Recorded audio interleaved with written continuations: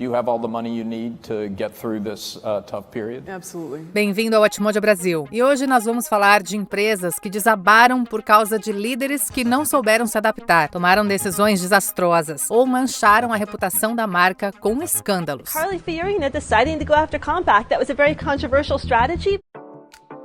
Número 10. Toys R Us. Estar numa loja de doces é uma coisa. Estar numa Toys R Us era praticamente o paraíso. Muita gente viu um pedaço da infância acabar em 2017, quando a varejista entrou com um pedido de falência, fechando todas as lojas nos Estados Unidos e várias em outros países. A marca até tentou um pequeno retorno, mas longe de ser a gigante dos brinquedos que já foi um dia. After years of battling declining sales and competitors gobbling up market share.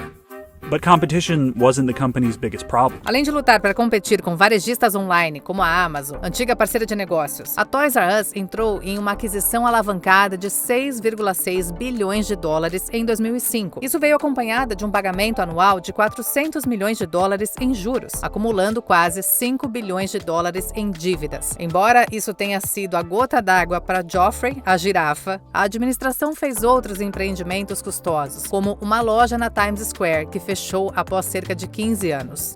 A disappointing end to what was once the world's biggest toy store. Número 9. Telltale Games. Depois de jogos com personagens de Volta para o Futuro, Sam & Max e Homestar Runner, a Telltale produziu um sucesso estrondoso com The Walking Dead em 2012. This is about survival. Do you guys not see what's happening? O que parecia o auge do sucesso foi, na verdade, o começo do fim. A empresa mergulhou de cabeça em mais jogos baseados em grandes franquias, o que levou ao temido crunch time, longas jornadas de trabalho que afetaram os funcionários. Muitos achavam que os jogos estavam ficando repetitivos sob a liderança supostamente tóxica de Kevin Brunner. Not only from a production and execution point of view, but from a design point of view, it's a different medium. I think it's just as hard to make an episode as it is to make a big epic game or to make a series. Mesmo com o Pete Hawley substituindo Brunner, um quarto da equipe foi demitido. No ano seguinte, 90% dos funcionários já tinham ido embora e o estúdio praticamente fechou as portas. A maior parte dos ativos foi para a LCD Entertainment. A trajetória da Telltale resume bem o ditado: a chama brilha mais forte pouco antes de se apagar. These are the skills you need to succeed when the whole ecosystem is upheaving. So I give us a good chance of coming out of the other end of the upheaval in a good place. Número 8. Bed Bath & Beyond. A Bed Bath & Beyond teve o mesmo destino de várias outras varejistas que ficaram para trás no tempo. I mean, that's a real dog bites man story. This company spent the last 5 years trying and failing to get its act together. Com cada vez mais consumidores preferindo a praticidade das compras online, o modelo de negócio do CEO Steven Temares passou a ser visto como antiquado. Após quase 15 anos no comando, ele foi pressionado a renunciar em 2019. Sob a liderança de Mark Tritton, a empresa continuou em queda ao substituir marcas populares por marcas próprias. We actually had the physical data of customers coming to us in-store and online, and we not being able to meet them. A decisão de cortar os cupons também afastou clientes fiéis. Somando isso a outros erros financeiros, sem mencionar a pandemia, Tritton deixou a empresa em 2022. Sue Gove assumiu o cargo pouco antes da rede entrar com pedido de falência no ano seguinte. A marca Bed Bath & Beyond foi comprada pela Overstock.com, que passou a se chamar Beyond Incorporated. BedBathAndBeyond.com is back. Overstock bought the name from Bed Bath & Beyond when they went out of business for $21 million. Número 7. WorldCom. No auge, a WorldCom só perdia para AT&T no setor de telecomunicações de longa distância. WorldCom, the leader in globally managed VPN solutions on the world's most scalable global IP network. WorldCom. Após a fusão com a MCI em 1997 por impressionantes 37 bilhões de dólares, parecia que a empresa era grande demais para falhar. A ilusão começou a ruir em 1999. Não só a fusão com a Sprint fracassou sob a gestão de Bernard Ebbers, como o cofundador e CEO cometeu fraude para manter o preço das ações. WorldCom, a telecom giant destroyed by a massive accounting fraud. Nos 3 anos seguintes, uma auditoria interna revelou 3,8 bilhões de dólares que não haviam sido contabilizados corretamente. Esse valor acabou subindo para 11 bilhões de dólares. Ebers foi considerado culpado de fraude e conspiração, recebendo uma pena de 25 anos. Ele morreu pouco depois de ser libertado da prisão. Ebers was released from prison in late December after serving 13 years of a sentence for a massive accounting fraud. Enquanto isso, a WorldCom entrou em falência e acabou sendo adquirida pela Verizon. Número 6. Hewlett-Packard. Muito antes da Apple ou da Microsoft, havia 2 engenheiros em uma garagem, Bill Hewlett e David Packard. Eles lançaram as bases de uma empresa de tecnologia que duraria mais de 80 anos. It's a great mix of humanity and AI all in one to unlock new potential. A queda da Hewlett-Packard começou no início dos anos 2000. Já em terreno instável, a empresa apostou em uma fusão com a Compaq, sob o comando da nova CEO Carly Fiorina. Really, when you go back all the way to Carly Fiorina and the decision for HP to merge with Compaq, that was one of those mega mergers that really didn't pan out that well. Embora a Hewlett-Packard tenha se tornado a maior fabricante de computadores pessoais do mundo, a fusão não foi tão lucrativa quanto o esperado, levando à demissão de Fiorina em 2005. Na década seguinte, a falta de uma direção clara ficou evidente com a rotatividade de CEOs. Depois de anos de má gestão, a empresa acabou se dividindo em 2, Hewlett-Packard Enterprise e a HP Incorporated, a famosa HP, ambas fundadas em 2015. Hewlett-Packard announced job cuts of up to 30,000 today. The cuts will come from the enterprise business, which is being created as a spin-off from Hewlett-Packard in November. After that, HP Inc. will handle the printer and PC side of the company. Hewlett-Packard Enterprise will focus on business software and services.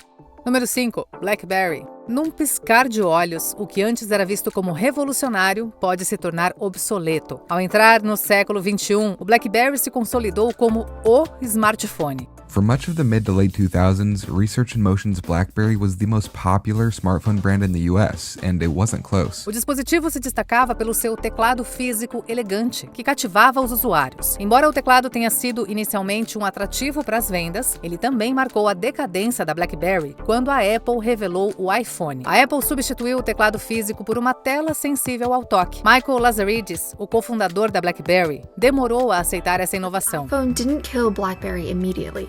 It just signed its death warrant. Mesmo quando finalmente entrou no mercado de telas sensíveis ao toque, os produtos da BlackBerry eram vistos como ultrapassados em comparação com os da Apple e dos aparelhos Android. Enquanto essas duas gigantes avançavam, a BlackBerry ficou para trás, até inevitavelmente encerrar as suas atividades em 2022. And in fact, we supported our devices for many years after we announced the exit of us manufacturing and designing our own smartphones. And now, over the last number of years, have fully transitioned into the enterprise and the foundational IoT software space. Número 4. Blockbuster. Durante décadas, foi muito difícil imaginar um mundo sem a Blockbuster, ou mesmo sem as videolocadoras. Blockbuster Video! Wow, what a difference! Com a ascensão do streaming, porém, a empresa estava destinada a se adaptar ou morrer. A Blockbuster tentou evoluir com o aluguel de DVDs online e um serviço de streaming. A essa altura, a Netflix já havia se consolidado como a rainha do streaming. Dito isso, a Blockbuster selou seu destino em 2000, quando o então CEO John Antioco recusou uma oferta de $50 milhões para comprar a Netflix. Having passed on an opportunity to buy Netflix for $50 million, Blockbuster teamed up with Enron to create a video-on-demand service. Sob a liderança do sucessor de Antioco, James Keyes, a Blockbuster entrou com um pedido de falência. A Dish Network comprou a marca e colocou Michael Kelly no comando, mas o investimento não deu retorno. Se a Blockbuster era um navio naufragando, a única loja restante no Oregon é o bote salva-vidas. in downtown Bend, Oregon, you can find the last blockbuster on Earth. Número 3, The Weinstein Company. O nome Weinstein já foi sinônimo de cinema de prestígio. Weinstein, the studio head behind Pulp Fiction, Good Will Hunting, and Shakespeare in Love, considered a star maker. Meryl Streep highlighting his reputation at the 2012 Golden Globe. Os irmãos Harvey e Bob Weinstein se destacaram no Oscar com a Miramax antes de fundarem a sua própria empresa em 2005. Harvey, em especial, era um dos executivos mais respeitados e temidos de Hollywood. O público só descobriu o porquê em 2017, quando inúmeras mulheres, algumas ex-funcionárias inclusive, se manifestaram sobre os anos de alegações de má conduta sexual contra Weinstein. Everything he did, everything that drove him was about dominance, with men and women. He put an enormous amount of energy into humiliating men and an enormous amount of energy into getting women to submit.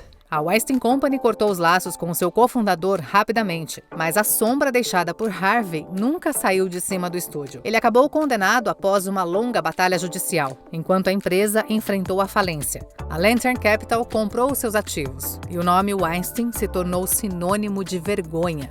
The Weinstein Company. They filed for bankruptcy as part of an asset sale to an investment firm, which is Dallas-based Lantern Capital. Número 2. Theranos. Elizabeth Holmes parecia uma empreendedora que estava destinada a mudar o mundo. There's no reason why these can't be distributed in very, very decentralized locations. Your home? Yeah. You think people's homes should have these, essentially a clinical laboratory in their own house? I think that's a very interesting space. Avaliada em 9 bilhões de dólares e com mais de 400 milhões arrecadados, a sua empresa Theranos prometia revolucionar os exames de sangue com resultados rápidos e precisos a partir de uma única gota de sangue. Pelo menos era isso que Holmes e o seu parceiro Sunny Balwani queriam que todos acreditassem. Na realidade, a Theranos era uma enorme fraude que enganou investidores e deu falsas esperanças a milhares de pessoas. But no matter how many tests they ran, the machine failed to deliver reliable results. Inconceivably, that did not stop Elizabeth Holmes from spruiking it to the world. É impressionante que Holmes e Balwani tenham conseguido sustentar a farsa por tanto tempo. Quando a verdade veio à tona, foi questão de tempo até a Theranos afundar, junto com a sua fundadora. Nem sempre a culpa de um fracasso empresarial recai sobre uma única pessoa, mas no caso da Theranos, Elizabeth Holmes era a empresa. It's a bit of a heartbreaking tale, right? Because there was so much potential, there was so many possibilities of what could have come out of this. Antes da gente continuar, se você está gostando desse vídeo, já deixa o seu like, se inscreve no canal se ainda não for inscrito e ativa o sininho para receber as notificações dos nossos próximos conteúdos. Número 1. Enron. Mesmo depois de quase 2 décadas, o nome Enron ainda é o primeiro que vem à cabeça quando se fala em gigantes corporativos que desmoronaram. Peak of its success, the company's shares were worth more than $90 each. But just before Enron filed for Chapter 11, they traded at 26 cents. Na verdade, a queda de Enron deixou uma marca tão duradoura que é difícil lembrar de qualquer coisa sobre a sua ascensão. Talvez porque a empresa de energia nunca tenha sido tão bem-sucedida quanto seus executivos faziam parecer. Por meio de brechas contábeis, parcerias fora do balanço e outras táticas enganosas, a Enron conseguiu esconder bilhões em dívidas, até que esse vulcão de mentiras explodiu. And almost 5 years of earnings had to be restated, exposing a company that was, well, not as flush and financially sound as investors had thought. Kenneth Lay, Jeffrey Skilling e Andrew Festo foram alguns dos líderes que levaram a empresa à falência em 2001. Todos enfrentaram processos judiciais e a Enron foi oficialmente extinta em 2007. What's very rare to see, especially in established large companies like Enron, is a fraud that's driven from the top of the company. Hoje, a empresa sobrevive apenas como piada e o site Enron.com é a prova disso. E aí, que outra empresa afundou por causa de uma péssima liderança? Conta aqui nos comentários. You were approximately $100 million in lost sales.